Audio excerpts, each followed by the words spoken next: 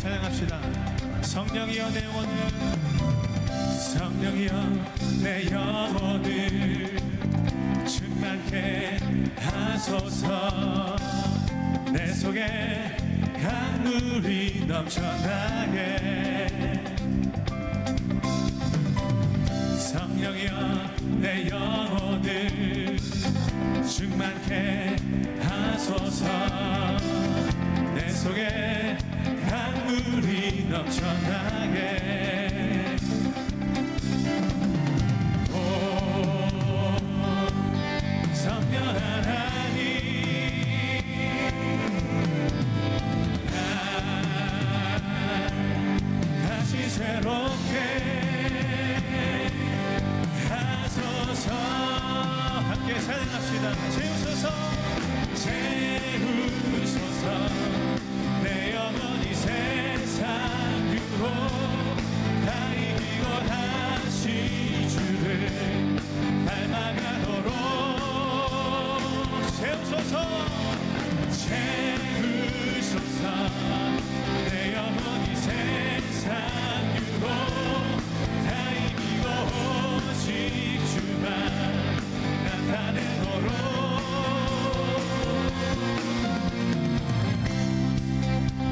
다시 한번 성령이여 내 영혼을, 성령이여 내 영혼을 충만케 하소서.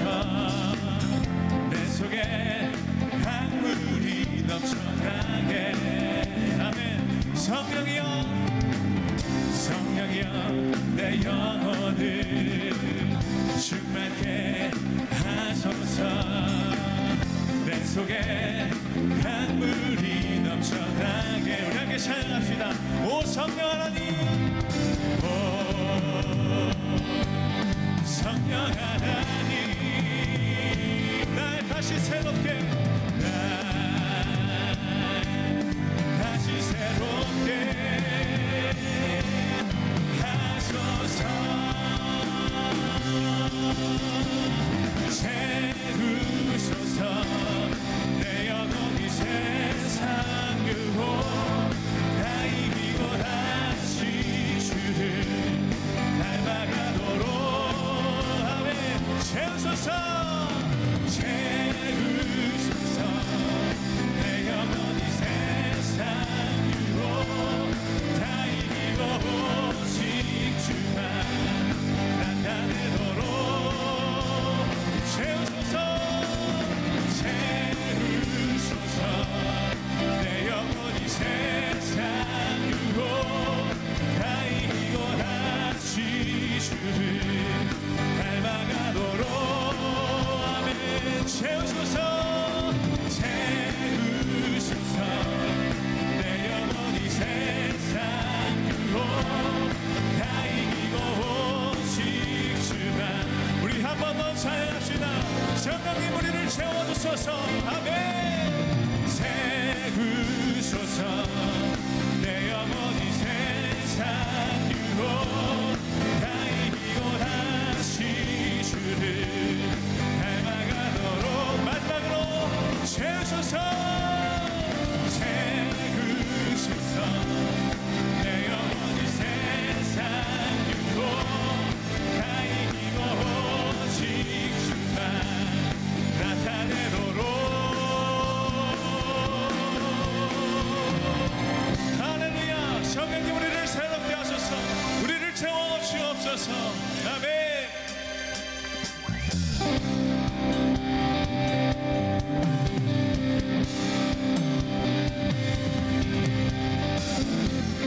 거리마다 기쁨으로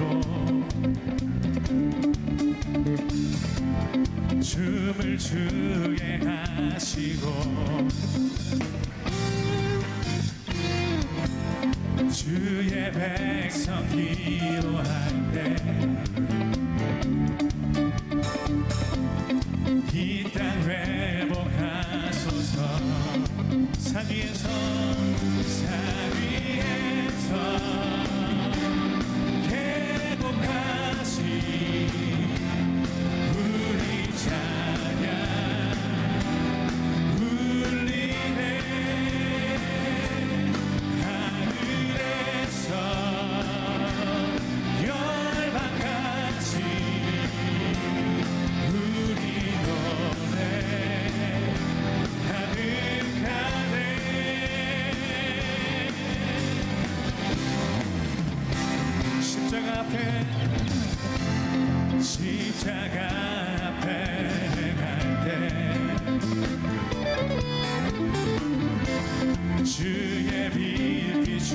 이끄시고 아멘.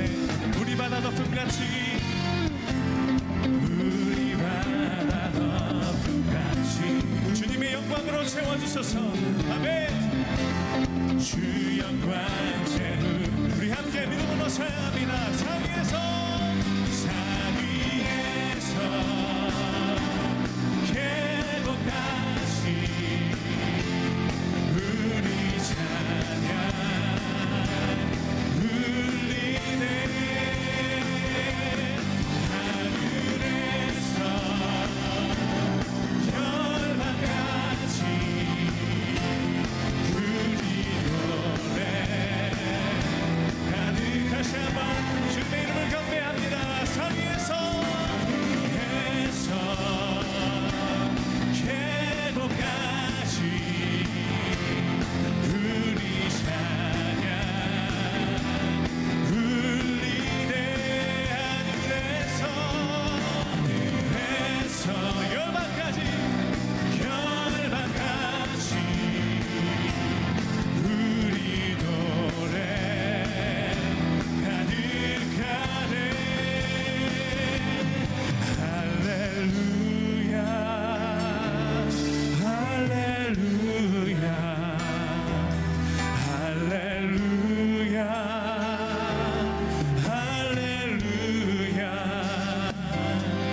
할렐루야 할렐루야 할렐루야. 하나님을 찬양합니다. 할렐루야 할렐루야 할렐루야 할렐루야. 주님의 이름만 높여드립니다. 할렐루야 할렐루야 할렐루야 아멘. 할렐루야 할렐루야.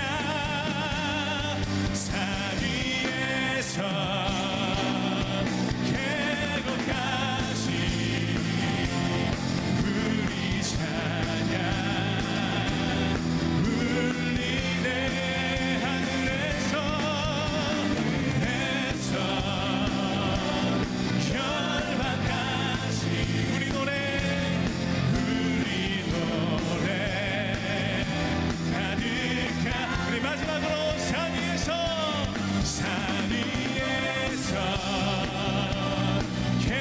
계곡까지 우리 찬양 울리네. 하늘에서 열방까지 우리 노래 가득하네. 할렐루야. 주님을 찬양합니다. 주님 홀로 영광 받아 주옵소서. 아멘.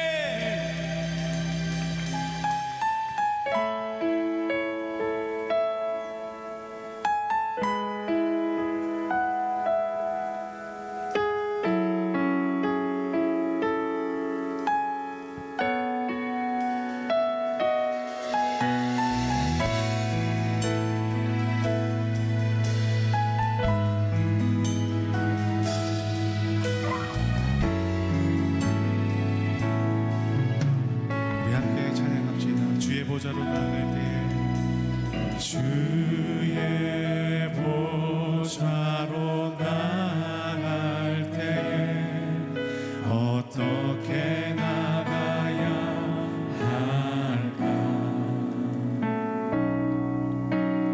나를 구원한 주의 십자가 그것을 믿으며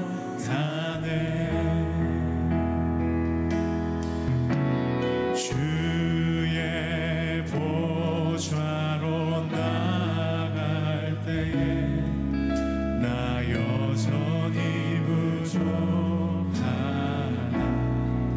나를 품으신 주의 그 사랑, 나를 품으신 주의 그 사랑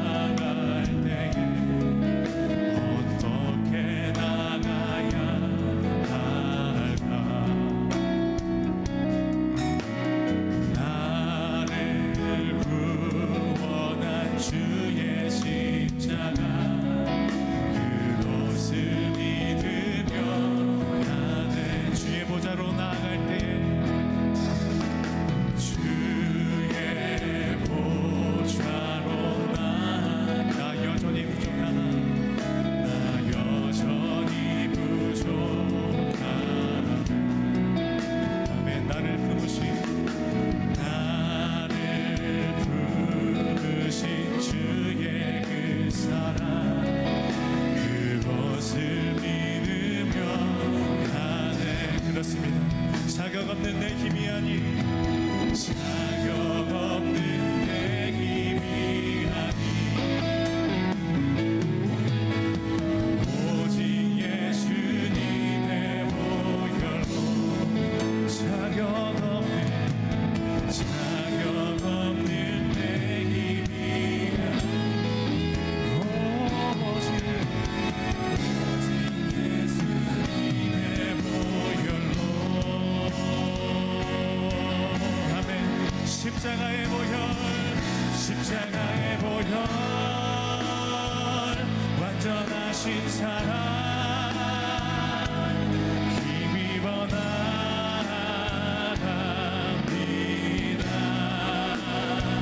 십자가의 보혈 완전하신 사랑 힘입어 예배하. 한 번 더 고백합니다. 십자가의 보혈 완전하신 사랑 힘입어 나갑니다.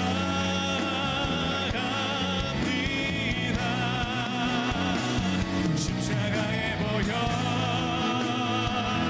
완전하신 사랑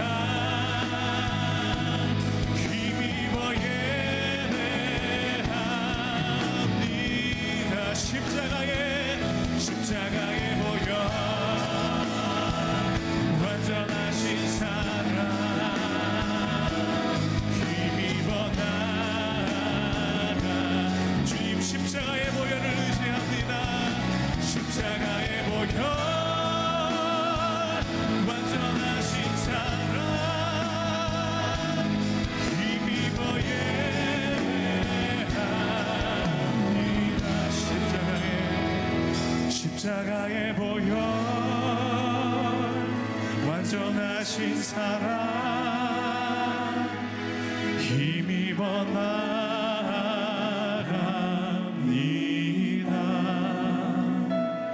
십자가의 보혈 완전하신 사랑 힘입어 예배합니다. 힘입어 예배합니다.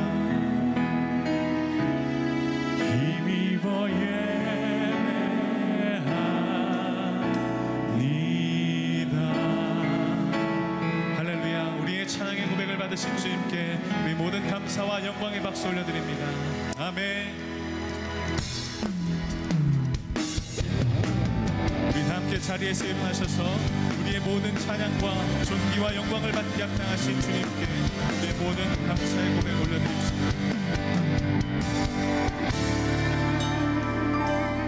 우리 보좌 앞에 모였네. 함께 주를 찬양하며 하나님의 사랑 그 아들 주셨네. 그의 피로 우리 구원받았네. 십자가에서 쏟으신 그 사랑 강같이 온 땅에 흘러 강나라와 조선 백성 방언해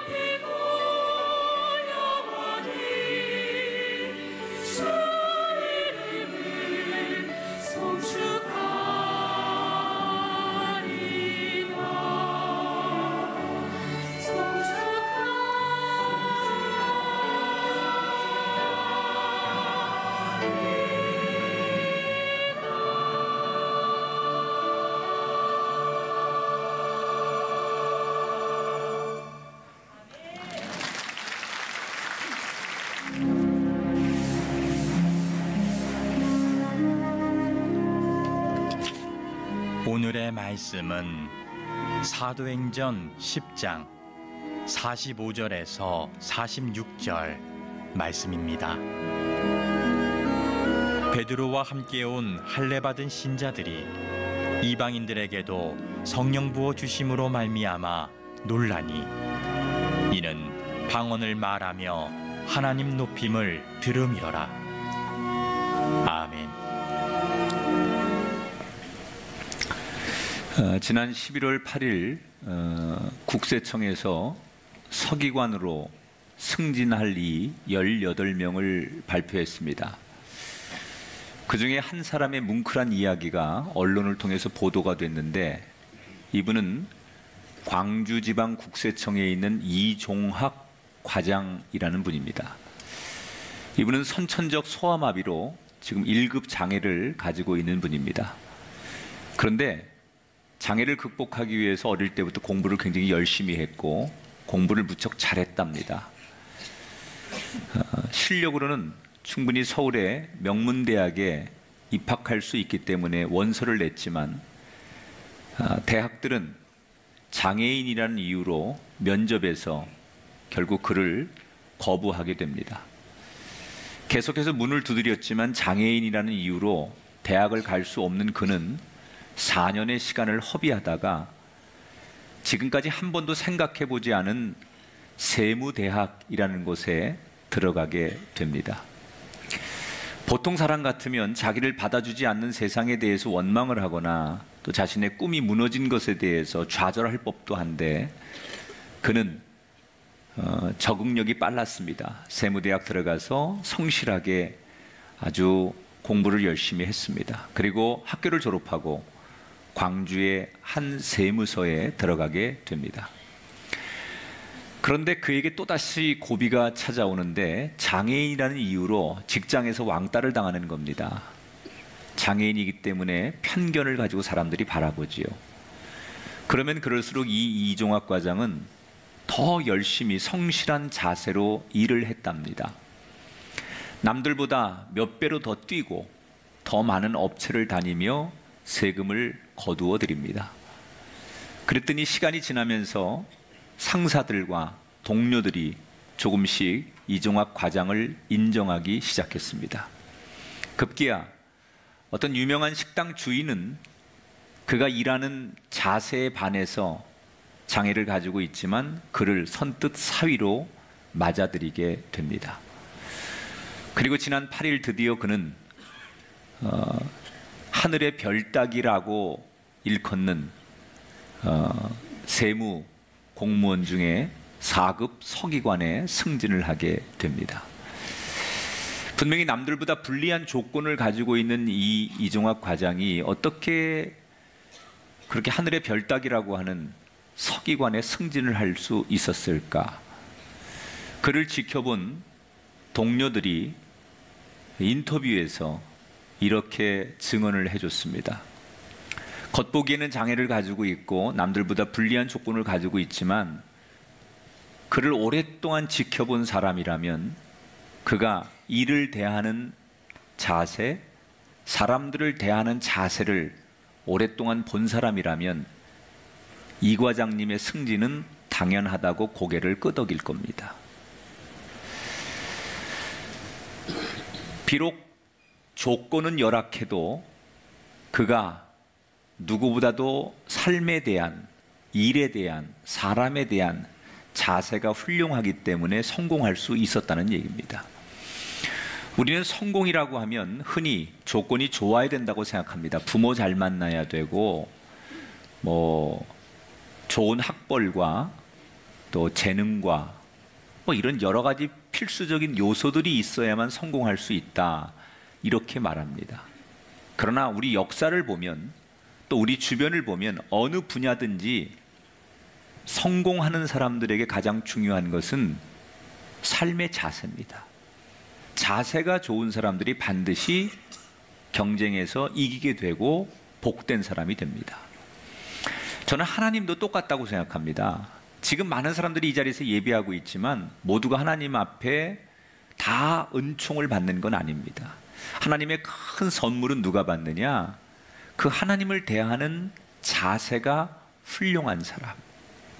오늘 사도행전 10장 후반부에 지난 시간에 이어서 고넬료와 베드로의 만남의 이야기를 소개해 드릴 건데, 고넬료가 어느 날 기도하다 환상을 보죠. 이방인인데 저 요바에 있는 베드로를 초청해라. 그리고 베드로에게도 천사가 나타나서 네가 가이사랴에 고넬료에게 가라. 이래서 마음에 내키지는 않지만 베드로는 가이사에 고넬료를 만나러 가게 된다. 이 얘기를 소개해 드렸습니다. 자, 베드로는 가이사랴로 가는 동안에 사실 굉장히 긴장을 했습니다. 왜냐? 자기가 믿는 율법에는, 성경에는 이방인을 접촉하면 안 된다. 특히 베드로처럼 아주 애국주의적인 마음을 가진 베드로처럼 선민사상, 하나님께서 많은 민족 가운데 우리 유대인을 선택하셔서 쭉 그 구약의 아브라함 때부터 모세 쭉 그렇게 유대인들을 통해 하나님이 역사하셨고 모든 구원의 축복은 유대인에게만 주신다. 이런 의식이 강했던 베드로, 그리고 분명히 율법에도 이방인을 접촉하면 안 된다. 이런 것들을 신봉하고 있는 베드로로서는 지금 로마 외국인 이방인을 만나러 간다는 자체가 모험입니다. 게다가 이 고넬료가 누굽니까? 본토에서 건너온, 로마에서 건너온 백부장입니다. 로마에서 건너온 일반 군인이라고 해도 긴장이 될 만한데 백부장이면 얼마나 대단한 사람입니까? 그래서 사실 베드로는 여러 가지 고민과 그리고 썩 내키지 않는 걸음으로 고넬료를 만나러 가는 거예요. 이틀에 걸쳐서 걸어서 고넬료의 집에 도착을 합니다. 잔뜩 긴장을 하고 고넬료를 처음 마주하게 되는데 깜짝 놀랄 만한 일을 경험하지요. 25절에 보니까 마침 베드로가 들어올 때에 고넬료가 맞아 발 앞에 엎드려 절했다. 이렇게 소개해요. 자, 베드로는 어떤 걸 상상하고 갔느냐? 내키지 않는 사람 만나러 가는 거예요. 이방인은 부정한 사람이에요. 더군다나 우리 나라를 빼앗은 로마의 군인, 주둔하러 들어온 백부장, 장교를 만나러 가는데 기쁠 리 없죠. 베드로는 만나러 가면서 이런 상상을 했습니다. 분명히 자기를 초청한 고넬료가 교만한 자세로 의자에 앉아 있을 거고, 평범한 지배를 받는 유대인 출신인, 그것도 어부인 베드로 자기는 그 앞에 가서 공손하게 인사를 해야 된다. 이게 보통 일반적인 상식이에요. 그런데 지금 성경이 뭐라고 말하고요? 뭐라고 말합니까? 고넬료가 먼저 뛰어와서 베드로에게 넙죽 엎드려 절을 했다는 거예요. 깜짝 놀란 베드로가 답례하지요. 26절에 보니까 일어서라, 나도 사람이라. 그 얘기 무슨 얘기예요? 이러시지 마십시오. 그리고 그를 이렇게 세웠다는 거예요. 여러분, 2000년 전 유대 사회는 철저한 신분제 사회입니다. 계급 사회라는 거예요. 상하 관계가 분명하고 거기에 따른 예절을 지키는 것이 당연한 사회입니다. 그렇다면 백부장인 고넬료와 어부인 베드로가 만나면 누가 봐도 평민인 어부였던 베드로가 먼저 공손하게 인사를 해야 돼요. 그런데 반대로 로마 사람인 백부장인 장교가 상식을 깨트리고 베드로에게 먼저 엎드렸습니다. 여기서 우리는 고넬료라고 하는 사람이 비록 이방인이고 로마 사람인데도 불구하고 하나님 앞에 엄청난 축복을 받는 그의 삶의 자세 하나를 배우게 돼요. 하나님이 정말 기뻐하는 사람의 삶의 자세는 어떤 거냐? 따라합시다. 세상 자랑 내려놓읍시다. 여러분, 조선시대에 암행어사가 왕이 준 마패를 들고 딱 왕명을 전하면 어떤 사람도 암행어사 앞에 엎드립니다. 그건 암행어사가 대단하기 때문이 아니라 암행어사에게 마패를 준 왕 앞에서 나는 아무것도 아닙니다. 왕이 오셨습니다. 그래서 보잘것없는 존재를 드러내기 위해서 엎드리는 거예요. 암행어사에게 엎드리는 게 아니라 왕이 준 마패라고 하는 것, 왕 앞에 엎드린다라는 마음으로 엎드린다는 거예요. 지금 고넬료가 그랬다는 거죠. 한낱 평범한 어부인 막노동하는 그런 농사꾼을 만난 게 아니라 베드로를 하나님을 전하는 선지자로 본 거예요. 그러니까 이 고넬료는 베드로에게 절을 한 게 아니라 지금 하나님께 절을 한 거죠. 왜 엎드립니까? 내가 아무리 백부장이고 내가 이 유대인을 지배하는 사람이고 내가 힘 있는 군인일지라도 내가 권력자일지라도 하나님 앞에서는 나는 연약한 인간일 뿐입니다 라는 걸 고백하는 거예요. 여러분, 그의 겸손함은 인사에서만 드러나지 않아요. 24절에 보니까 이렇게 소개합니다. 고넬료가 그의 친척과 가까운 친구들을 모아서 기다렸다. 여러분, 기다린다는 게 뭐냐? 마음을 비운다는 거예요. 마음을 비우고 기다린다는 거예요. 우리는 하나님을 만날 때 내 마음을 비우고, 그래야 하나님의 말씀과 성령의 역사와 하나님이 내 안에 존재하는 거죠. 내 마음을 비우지 않으면 하나님이 존재하지 않는 거예요. 고넬료가 베드로를 왜 부릅니까? 아무리 내가 백부장이고 내가 똑똑하더라도 하나님 말씀 앞에는 나는 아무것도 아닙니다. 얼마든지 이 백부장은 자랑할 게 많습니다. 자기의 신분, 로마의 시민권, 그리고 전쟁의 영웅담, 자기 부하를 거느리고 있는 그 힘, 그는 세상적으로 자랑할 것이 너무 많은 사람입니다. 그런데 그의 삶의 자세는 뭡니까? 자랑할 걸 자랑하지 않아요. 하나님 앞에 나는 연약한 사람입니다. 나는 죄인입니다. 나는 부족한 사람입니다 라는 것을 고백했다는 거예요. 그가 이방인임에도 불구하고 하나님께서 그에게 성령을 선물로 주셨던 첫 번째 이유는 그의 삶의 자세, 세상 자랑보다는 겸손하고자 하는 그의 삶의 자세가 하나님의 눈에 들었다는 거예요. 사랑하는 여러분, 2000년 전에 가이사랴의 그 고넬료를 보신 하나님이 지금 오늘 이 자리에 우리와 함께 하시는 줄 믿습니다. 그렇다면 하나님도 오늘 동일한 눈으로 우리를 보시지 않겠습니까? 여전히 하나님 앞에 나와서 하나님 앞에 나는 연약한 사람입니다, 나는 아무것도 아닙니다, 이렇게 자기를 내려놓는 겸손한 예배자를 찾으시지, 여전히 내 자랑할 거, 내 의와 내 세상적인 것들, 풍요함과 넉넉함과 내가 살아왔던 인생의 스토리를 자랑하는 사람들을 하나님은 원하지 않는다는 거예요. 하나님 앞에 세상 자랑 내려놓고 겸손한 사람을 하나님은 오늘도 보고 계신다는 거예요. 우리가 살다 보면 물론 자랑하고 싶을 마음이 들 때가 있어요. 우리 아이들이 이번에 시험을 잘 보고 좋은 대학에 수시로 합격을 했고, 뭐 이렇게 우리가 물질적인 축복을 받아서 이만큼 집도 넓혀가고 좋은 차도 사고 이런저런 우리가 자랑거리가 왜 없겠습니까? 그러나 그 세상 자랑을 하나님 앞에 내려놓을 줄 아는 사람, 하나님은 그 삶의 자세를 보신다는 거예요. 오늘 우리에게 제일 필요한 것은 이 PR의 시대에 나를 드러내고 내 업적을 자랑하고 내 살아온 삶의 이야기를 떠드는 것이 아니라 우리에게 정말 필요한 삶의 자세는 주님 앞에 엎드리는 거예요. 주님, 나는 아무것도 아닙니다.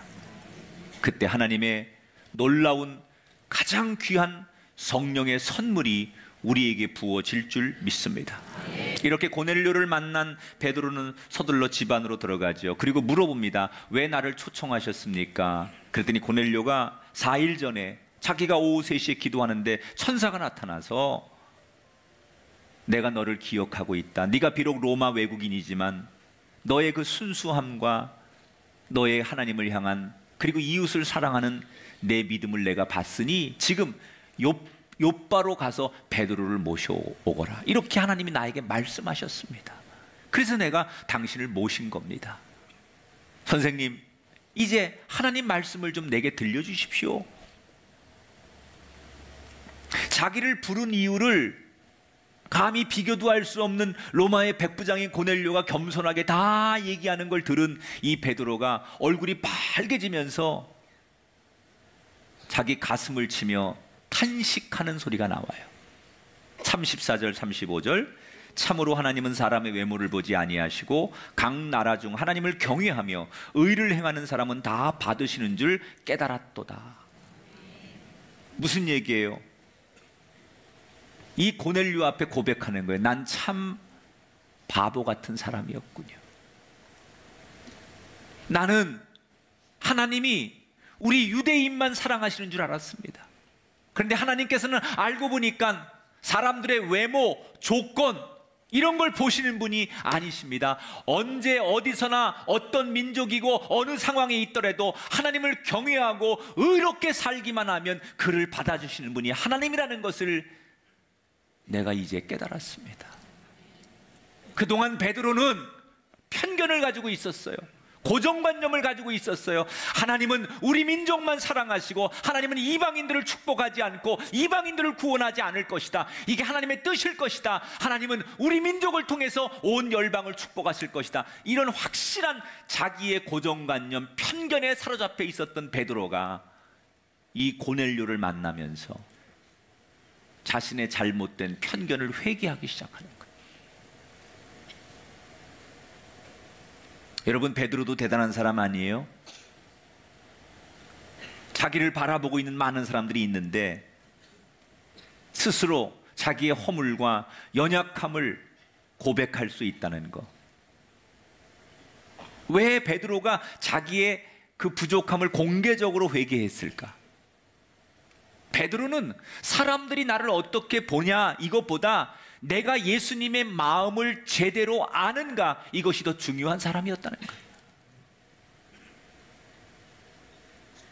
내가 그동안 생각했던 하나님의 법은 유대인들만 사랑하고 우리만 특별한 민족인 줄 알았는데 하나님께서 피부색이 다르고 문화가 다르고 다른 삶을 살아도 하나님을 경외하고 하나님을 믿는 사람이라면 누구든지 구원을 주신다는 사실을 베드로가 깨닫게 되는 거예요.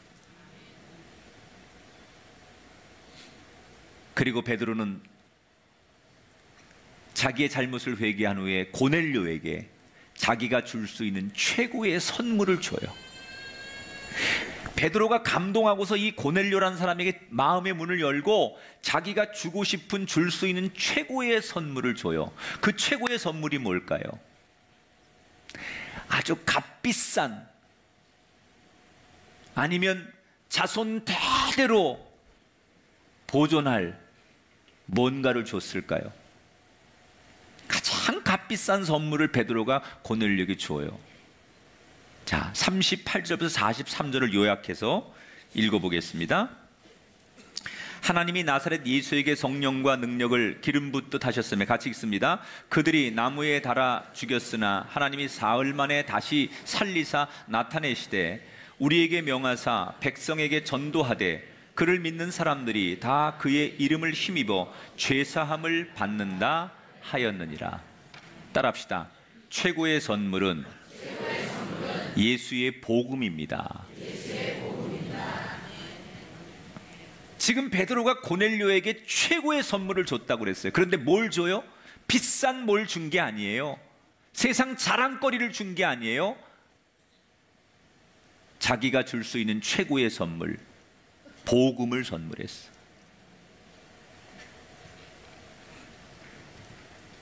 여러분, 이 땅에 우리가 사랑하는 사람에게, 우리 이웃에게, 가족에게 줄 수 있는 최고의 유산, 최고의 선물은 예수 그리스도의 복음입니다. 돈, 명예, 인기 아닙니다. 물론 그것도 귀한 선물일 수 있지만 필요하지만 그것보다 더 가치 있고 우리가 줄 수 있는 최고의 선물은 예수의 복음의 선물이에요. 자, 베드로는 자기가 경험한 예수님을 전하는 거예요. 그리고 예수님이 전했던 그 말씀을 이 외국인 로마 사람인 고넬료에게 차근차근 이야기하는 거예요. 예수님이 어떤 분인지, 왜 예수를 믿어야 되는지, 자기가 만났던 예수님은 어떤 분인지, 그 예수님이 남겨놓은 말씀이 무엇인지를 차근차근 전하는 거예요. 베드로가 다른 얘기 안 해요.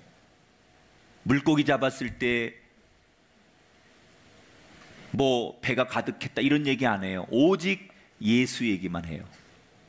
그리고 그 베드로의 이야기를 듣는 고넬료 역시 오직 예수님 얘기 듣는 거에만 집중해요. 자, 전하는 이도 예수 얘기만 하고 듣는 이도 예수 얘기만 들어요. 다시 말하면 두 사람 다 예수님께 집중하는 거예요. 언제 성령이 임하느냐? 요때 성령이 임하는 거예요. 전하는 목사도 예수 얘기하고 듣는 이도 예수님 얘기에 그냥 다 초집중할 때. 자, 44절부터 46절. 베드로가 이 말을 할 때 성령이 말씀 듣는 모든 사람에게 내려오니 방언을 말하며 하나님 높임을 들음이러라. 전하는 사람도 듣는 사람도 오직 예수님 얘기에 집중을 하니까 그 자리에 성령이 임했다는 거예요. 오순절 때처럼 방언을 하고 하나님을 찬양하기 시작했어요. 여러분, 언제 성령이 임했습니까? 예수님께 집중할 때, 예수님만 바라볼 때, 예수 안에 하나 되었을 때 하나님이 그들에게 큰 선물을 주셨어요.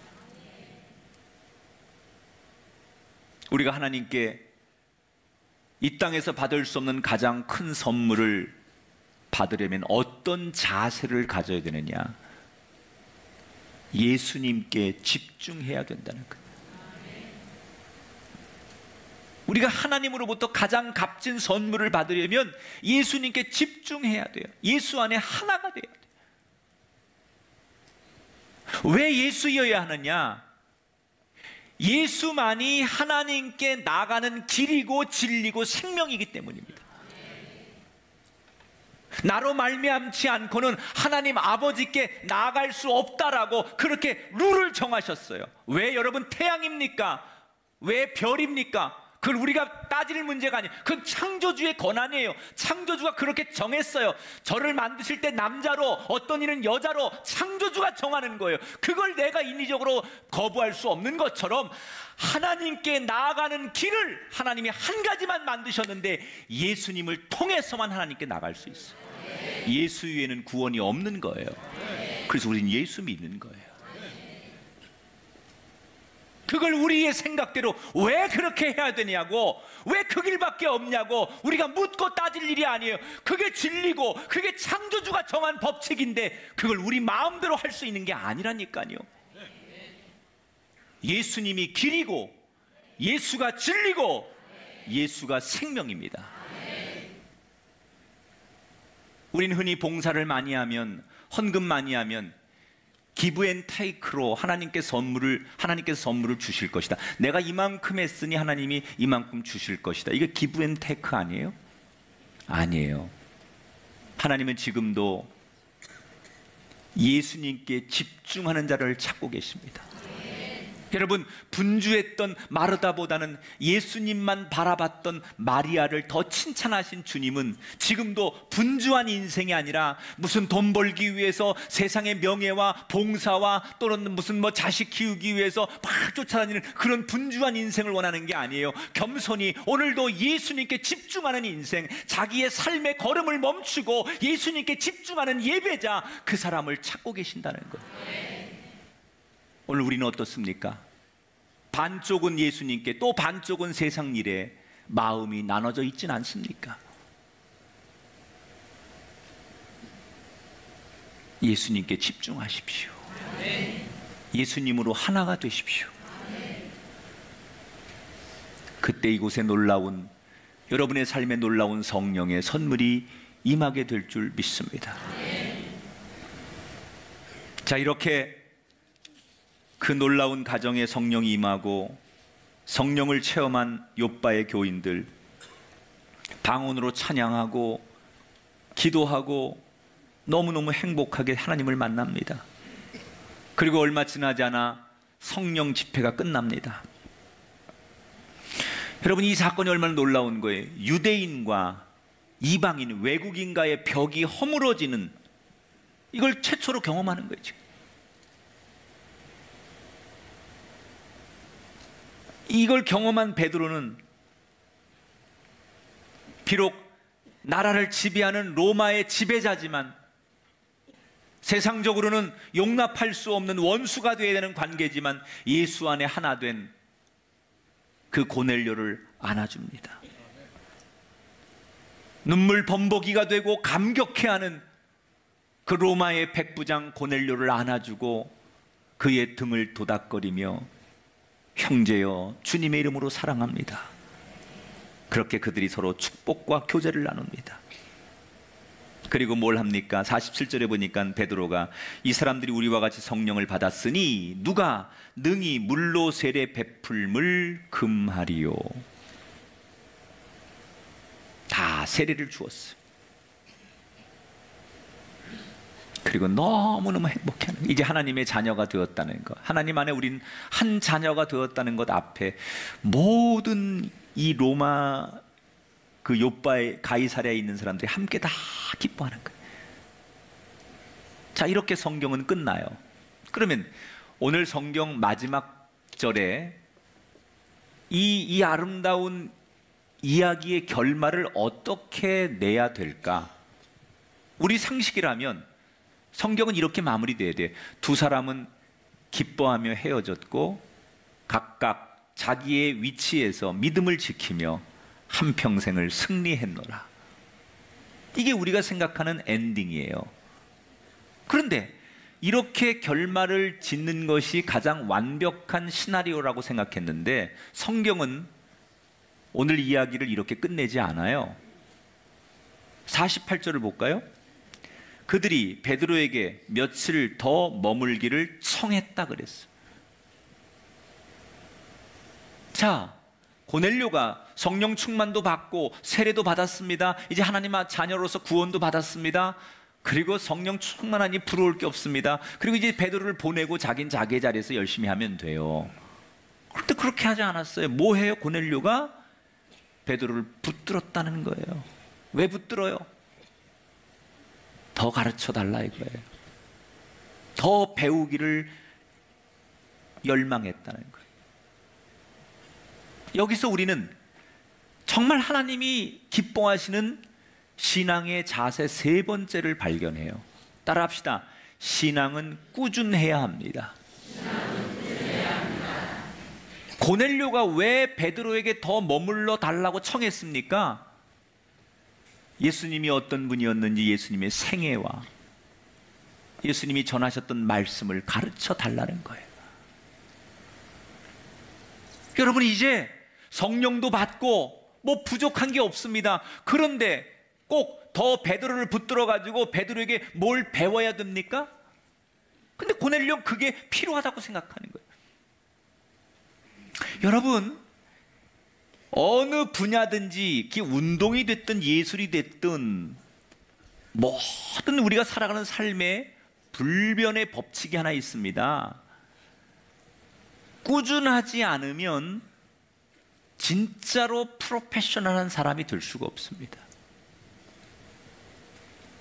진짜 성도는 과거에는 뜨거웠는데 그때는 막 성령이 펄펄 끓고 주님 앞에 굉장히 열정적인 신앙생활을 했는데 그 뜨거움과 그 첫사랑과 그 시작이 꾸준하게 유지되지 않는 사람은 진짜 성도일 수 없습니다. 진짜 운동선수는요, 작년이나 올해나 그 기량이 그대로 유지되는 거예요. 진짜 예수라는 사람은요, 꾸준하게 누가 보든지 보지 않든지 자기 실력을 연마해서 아무 때나 그 실력을 유지해야만 진짜인 거예요. 어떤 분이 나 다이어트에 성공했어. 급 다이어트에서 10kg 뺐대. 2달 뒤에 보니까 20kg가 늘었어. 그 성공의 다이어트의 성공은요, 급다이어트에서 10kg를 뺐는데 그걸 계속 유지하는 거예요. 그게 다이어트의 성공이에요.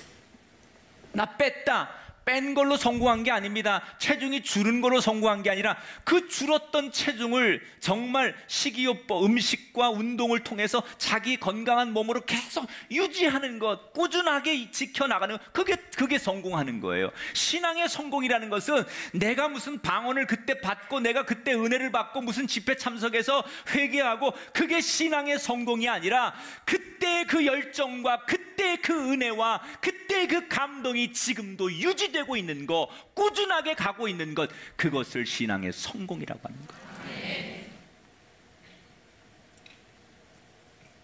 여러분, 추억에 얽매이지 마십시오. 지금 이 자리에서 하나님 만나는 믿음의 이야기를 만들어 가시기 바랍니다.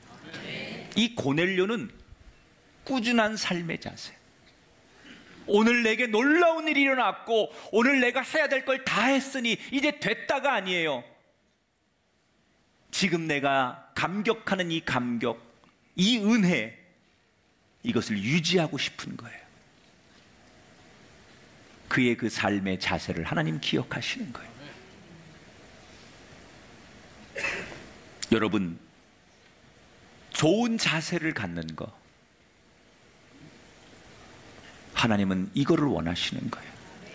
여러분의 좋은 머리, 여러분의 좋은 인맥, 세상의 자랑을 하나님 보시는 게 아니라 여러분의 누가 봐도 누가 인정해도 하나님이 보실 때도 참 네가 아름다운 삶의 자세를 가졌구나, 그 자세를 하나님 보기를 원하시는 거예요. 어떤 자세? 세상 자랑보다는 겸손하게 살려고 하는 자세. 우리가 우리 눈에 보이는 거 많고 분주한 거 많지만 오직 예수님께로만 집중하려고 하는 자세. 어제 다르고 오늘 다른 일회성의 신앙이 아니라 어제나 오늘이나 내일이나 그 꾸준함을, 신앙을, 믿음을 유지하는 사람에게 이 땅에서 줄 수 없는 하나님의 최고의 선물, 성령을 받게 될 줄 믿습니다. 고넬료가 되십시오.